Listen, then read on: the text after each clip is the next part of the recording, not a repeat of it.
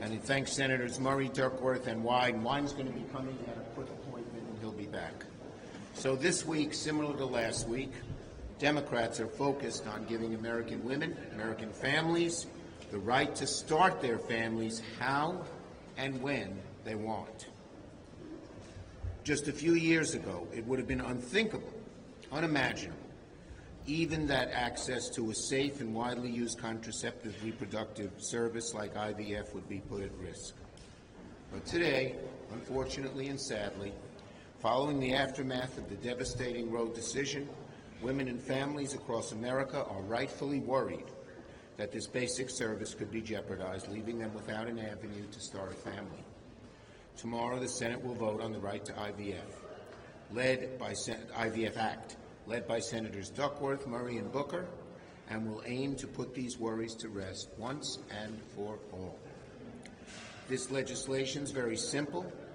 It establishes a nationwide right to IVF and eliminates barriers for millions of families looking to use IVF to start a family, to start and grow a family.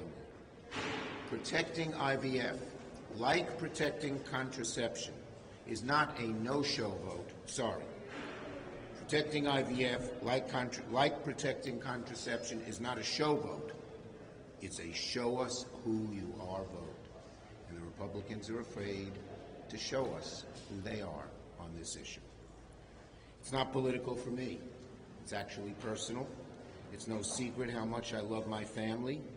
Any of you who have met me once have seen me show you picture after picture of my beautiful grandchildren. They are the joys of my life, and by the grace of God and aid of IVF, one of my grandchildren came into the world. And my family's not unique at all. Millions and millions of Americans across the country have the joy of children today thanks to IVF. It's probably not an overstatement to say just about every American family knows someone who has benefited from IVF. That's why 86% of Americans, the vast majority, support IVF. So my Republican colleagues talk a lot about being pro-family. Well, you can't be pro-family and be anti-IVF. That's plain and simple. Tomorrow will be a chance for senators on both sides to show their support for strengthening treatments that help people start families, and that is something that all senators can and should agree on. Senator Murray.